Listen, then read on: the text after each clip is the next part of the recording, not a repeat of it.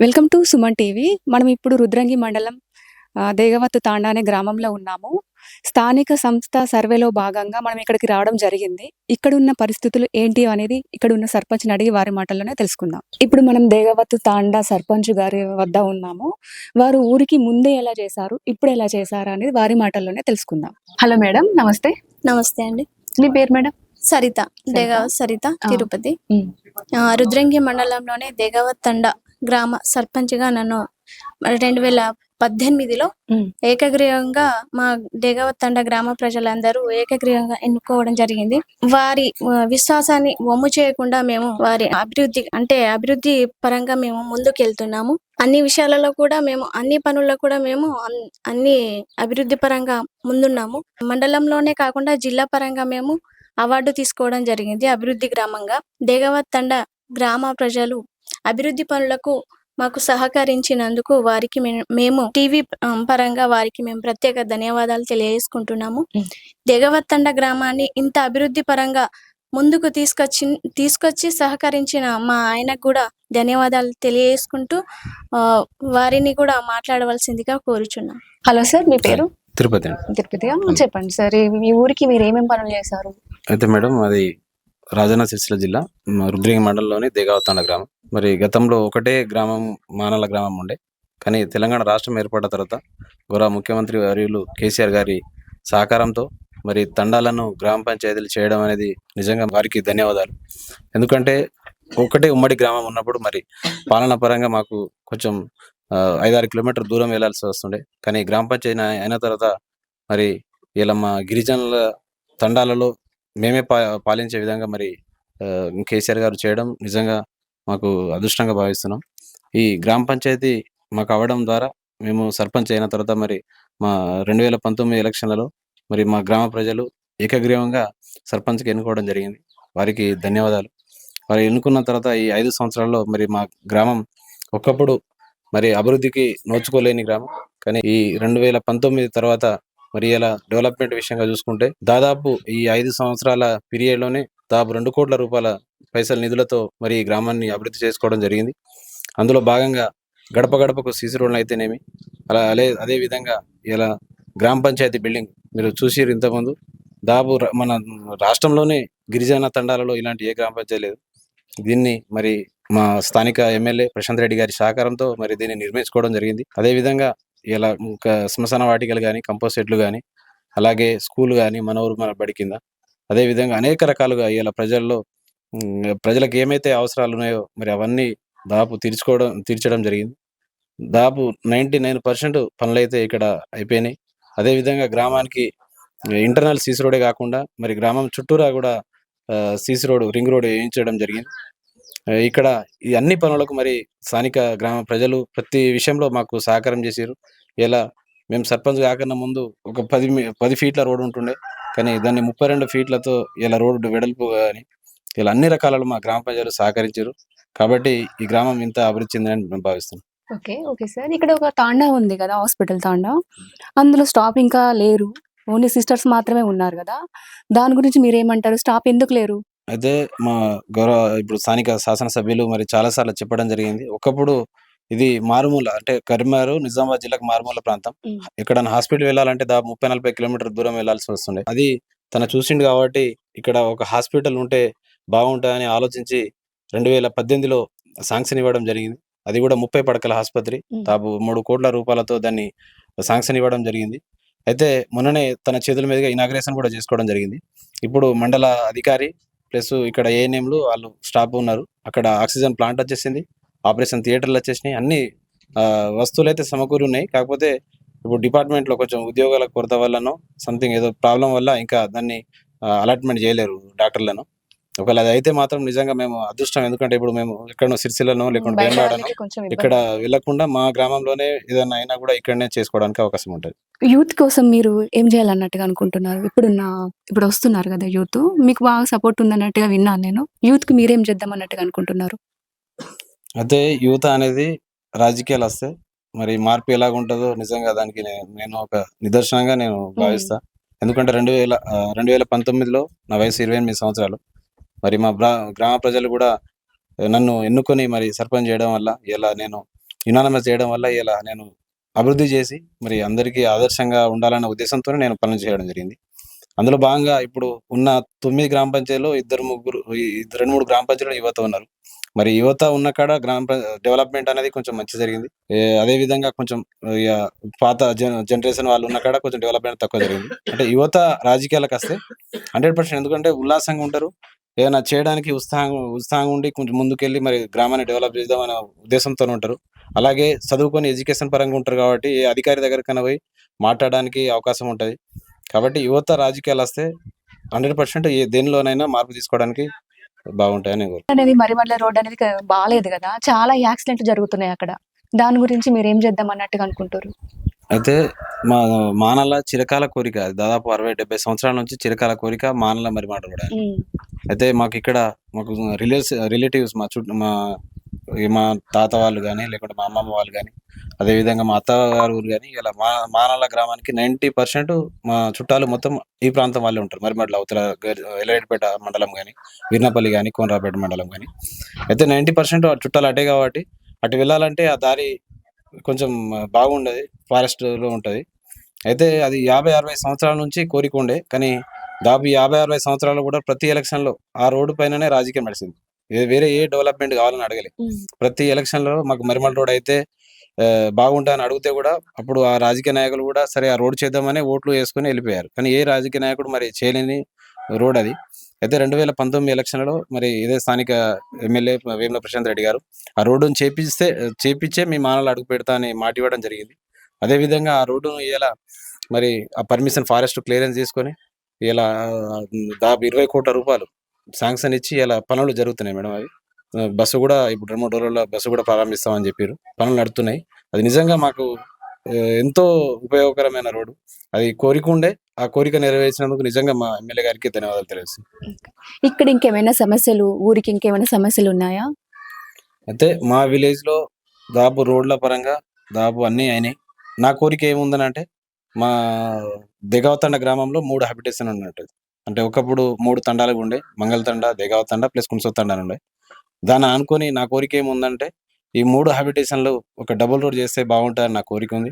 సరే అది రాబోయే రోజులలో ఏదో రకంగా మరి దాన్ని చేసుకుంటే గ్రామం ఎందుకంటే డబుల్ రోడ్ ఆల్రెడీ మాకు వైండింగ్ చేసుకున్నాం. ఆ డబుల్ రోడ్ చేసుకుంటే ఇంకా గ్రామం అందంగా కనిపిస్తది అని నేను ఆలోచిస్తున్నా. అది చేయడానికి ప్రయత్నం చేస్తా. అదే విధంగా ఇలా స్కూల్ బిల్డింగ్ కూడా కొంచెం మెరుగుపరుచుకున్నాం. మన ఊరు మన బడిలో దాదాపు 18 లక్షల రూపాయల శాంక్షన్ కూడా తీసుకోవడం జరిగింది. ఇక పెద్ద పెద్ద మేజర్ ప్రాబ్లమ్స్ అయితే దాదాపు అన్నీ అయిపోయినాయి. ఒక తండాను ఒక ఊరుగా మేము ఇలా మార్చినామంటే నిజంగా ప్రజల సహకారం కావచ్చు, లేకుంటే ఇలా గవర్నమెంట్ మాకు ఇచ్చిన సహకారం కావచ్చు.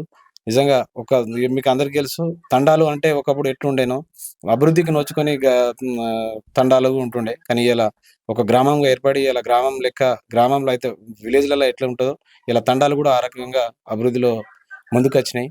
దానికి నిజంగా మాకు గ్రామ పంచాయతీలు చేసినందుకు మా తెలంగాణ ప్రభుత్వానికి ధన్యవాదాలు తెలియజేస్తున్నాను. హలో సార్, మీ పేరు? కోబల్, కోబలా? దేగావత్ కోబల్. ఏం చేస్తుంటారు? వ్యవసాయం వ్యవసాయమేనా? ఇక్కడ ఏమైనా అభివృద్ధి పనులు జరిగాయా? జరిగినాయి మేడం. ఏమేం చేశారు? మాకు రోడ్లు గాని ఉమ్, అన్నిటి మన తెలంగాణ వచ్చిన ప్రభుత్వం నుంచి మేము బాగా అభివృద్ధి చెందినాం. ఉమ్, అంతకు ముందు మాకు ఉమ్మడిగా 6 కిలోమీటర్ల దూరం మా ఊరు ఉంటది. ఉమ్, ఆ వరకు మాకు ఏది తెలియకపోవడం ఉండే. ఏ పని వచ్చినా కానీ మాకు కేసీఆర్ దయ వలన మాకు గ్రామ పంచాయతీ వేరు చేసుడు మేము బాగా అభివృద్ధి చెందినాం. అన్నిటికీ ముందుకు పోయినాం.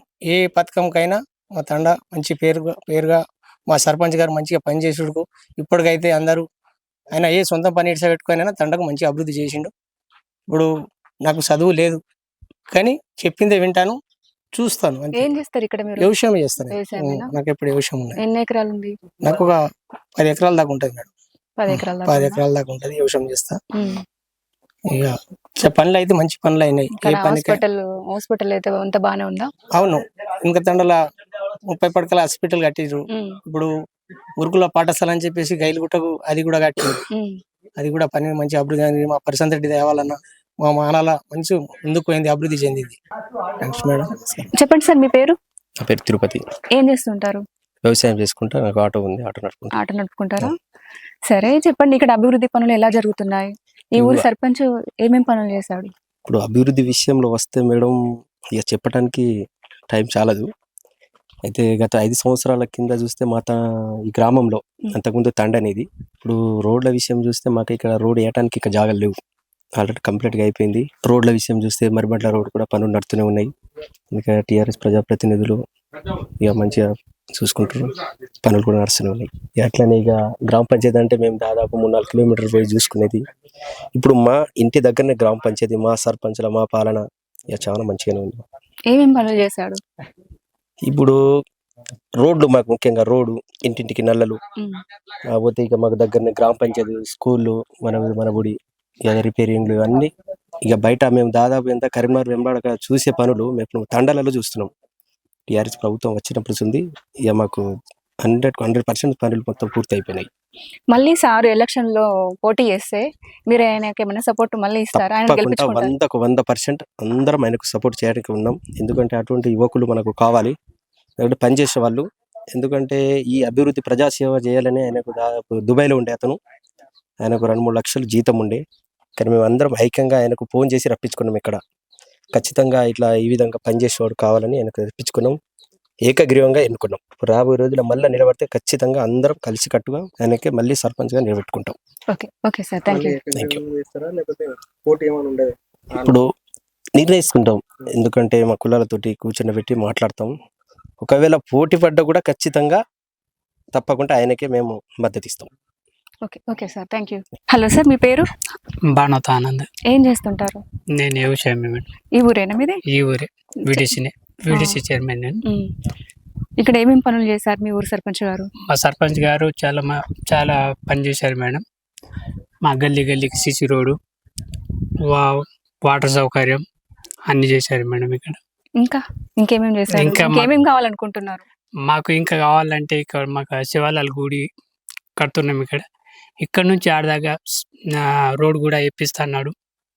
అది తప్పకుండా వేపిస్తాడు. మేము మళ్ళీ సర్పంచ్గా అతనికి కోరుకుంటామని. మళ్ళీ ఆయన ఏకగ్రీవంగా ఎన్నుకుంటారా? ఇప్పుడు కొంచెం పోటీగా వస్తున్నారు.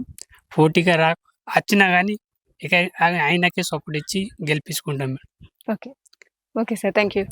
చెప్పండి సార్, ఇక్కడ రోడ్లు అంతకంటే ముందు మొత్తం బురదతో నిండిపోయి అన్నట్టుగా విన్నాను. ఇప్పుడు చూస్తేనేమో చాలా బాగుంది, సీసీ రోడ్లు వేసేసి చాలా అనుకూలంగా నడవడానికి అయితే చాలా బాగా అనిపిస్తుంది. చెప్పండి దాని గురించి మీరు.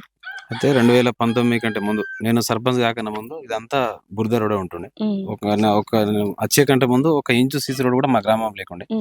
కానీ ఇక నాకు ఇక్కడ స్థానిక శాసనసభ్యులు, అప్పుడు మంత్రివర్యులు ప్రశాంత్ రెడ్డి గారు ఉండే, నేను సర్పంచ్ మా గ్రామ ప్రజలు యునానిమస్ గా కావడంతోనే మరి అప్పుడు 10 ఫీట్ల రోడ్డు మాత్రమే ఉండే. దీన్ని వెడల్పు చేద్దామనే ఆలోచన నాకు వచ్చింది. దాన్ని మా గ్రామ ప్రజలు కూడా సహకరించి మరి నేను ఏది చేసినా కూడా వాళ్ళు కాదనకుండా నాకు సపోర్ట్గా ఉన్నారు. అందులో భాగంగా మరి నిధులు తీసుకొచ్చి ఇలా ఇక్కడ మీరు చూస్తున్నారు, ఇది డబుల్ రోడ్, సీసీ రోడ్. ఇక్కడ వాస్తవంగా సీసీ రోడ్ అనే మా ఉమ్మడి మాడ గ్రామంలో ఇక్కడ కూడా డబుల్ రోడ్ వేయలేదు, కానీ ఇక్కడ డబుల్ రోడ్ వేసుకోవడం జరిగింది. అదేవిధంగా తండాలలో ప్రతి గడపకు ఇలా సీసీ రోడ్ లేని గడప అనేది లేదు. ఆ విధంగా ఇలా రింగ్ రోడ్తో పాటు అన్ని కూడా చేసుకోవడం జరిగింది. ఇది నిజంగా నేను అదృష్టంగా భావిస్తాను. ఎందుకంటే నా హయాంలో ఇలా ఈ సీసీ రోడ్లు కానీ, ఇలా గ్రామ పంచాయతీ బిల్డింగ్ కానీ, లేదంటే ఇలా ట్రాక్టర్ కానీ, ఇలా మిషన్ బకెట్ ద్వారా నీళ్ళు ఇవ్వడం కానీ, ఇలా అనేక పనులు ఇలా ఒక 50-60 సంవత్సరాలు నిలిచిపోయే విధంగా ఇలా పనులు జరిగినాయి. నిజంగా నేను అదృష్టంగా భావిస్తున్నా. మా గ్రామ ప్రజలకు కూడా ఎప్పుడు రుణపడి ఉంటానని నేను అనుకుంటున్నాను. చెప్పండి సార్, మీ పేరు? నా పేరు భూమయ్య. నేను మానాల ఎంపీటీసీ, రుద్రేగ మండలకు వైస్ ఎంపీని. ఇక్కడ ఈ మానాల చుట్టుపక్కల దాదాపు 18 తండలు ఉంటాయి అన్నట్టు. ఆ తండలను కొత్తగా 8 గ్రామ పంచాయతీలు ఏర్చుకున్నాం. ఇప్పుడు ఎప్పుడైతే కేసీఆర్ గారు మాట ఇచ్చారో తండాలను గ్రామ పంచాయతీలు చేద్దామనే ఉద్దేశంతో ఈడ 8 గ్రామ పంచాయతీలు కొత్త అయినాయి. అందులో ఏంటంటే ఈ దేగవత్ తండ గ్రామ పంచాయతీ ఓ ఆదర్శ గ్రామ పంచాయతీగా, ఎందుకంటే ఇక్కడ ఉన్న యువకుడిగా మంచిగా, ఎందుకంటే బయట గల్ఫ్ దేశంకి వెళ్ళి వచ్చిండు. ఇక్కడ ఆయనకి ఎప్పుడు అంటే పని చేయాలనే ఆలోచన మీద ఉంటాడు. ఇక్కడ స్పెషల్గా ఎందుకంటే నిధులు అంటే ప్రశాంత్ రెడ్డి గారి ద్వారా, మంత్రి గారి ద్వారా, ఎందుకంటే నిధులు స్పెషల్గా వచ్చినాయి, అంటే అన్ని గ్రామాలకు వచ్చినాయి. కానీ ఇంకా ఇక్కడ ఏంటంటే ఉత్సాహంగా ఎప్పుడు చూసినా కానీ ఎప్పుడు అన్న దగ్గరికి వెళ్ళడం, నిధులు కావాలనే ఆలోచనతోటి కూడుకున్న వ్యక్తి ఉండడంతో ఈ గ్రామ పంచాయతీ చెట్లు పెట్టడం కానీ, ఈ డబుల్గా సీసీ రోడ్ పోయడం కానీ, ఇక్కడ ఇప్పుడు గ్రామ పంచాయతీ కొత్తగా కట్టుకున్నాడు. ఇది ఎక్కలేని గ్రామ పంచాయతీ, ఎందుకంటే పెద్దగా మంచిగా మేధ గ్రామ పంచాయతీలకు కూడా లేవు, అంత మంచిగా బిల్డింగ్ కట్టుకున్నాడు. ఇవన్నీ ఏంటంటే అది ఆయనకు చేయాలని ఉత్సాహం ఒకటి ఉండేది, యువకులమైన. మళ్ళీ ఏంటంటే మంత్రి గారు కూడా ఉన్నప్పుడు మాకు ఇక్కడ స్కూల్ కానీ, సీసీ రోడ్లు కానీ, ఈ డబల్ రోడ్ విషయంగా, మళ్ళీ ఏంటంటే మాకు సొసైటీ ఏర్పాటు చేయడం, ఈ విద్యుత్, ఎందుకంటే ఒక 30 సంవత్సరాల నుంచి ఈ పోల్లు వైర్లు బాగా లేని ఉంటే 8 కోట్లతోటి మళ్ళీ స్పెషల్గా నిధులు ఇచ్చేసి పాత పోల్లు తీసేసి రిప్లేస్మెంట్ పెట్టడం, ఇవన్నీ మంత్రి గారు చేసింది. మంత్రి గారికి కూడా ఏంటంటే ఇప్పుడు ఈసారి ఇంకా గవర్నమెంట్ మరోసారి ఇట్లా ప్రభుత్వం వస్తే ఇక్కడ ఏంటంటే మనకు నీళ్ళు ప్రాబ్లం ఉన్నది. మెయిన్గా ఏంటంటే ఇక్కడ వాటర్ సోర్సెస్ కొద్ది ఎత్తైన ప్రాంతం మీద ఈ గ్రామం ఉండడం వల్ల ఇది ఒకటి కూడా తీరిపోతుంది అనే ఆలోచన పెట్టుకుని ప్రభుత్వం లాగా ఇప్పుడు వచ్చిన ప్రభుత్వం ద్వారా కూడా ఈ గ్రామానికి ఏమేమి అవసరం ఉన్నాయో అవన్నీ కూడా కోరడం జరుగుతుంది. అవి కూడా చేసేటట్టు వాళ్ళ ప్రభుత్వం ద్వారా ఆశిస్తున్నాం.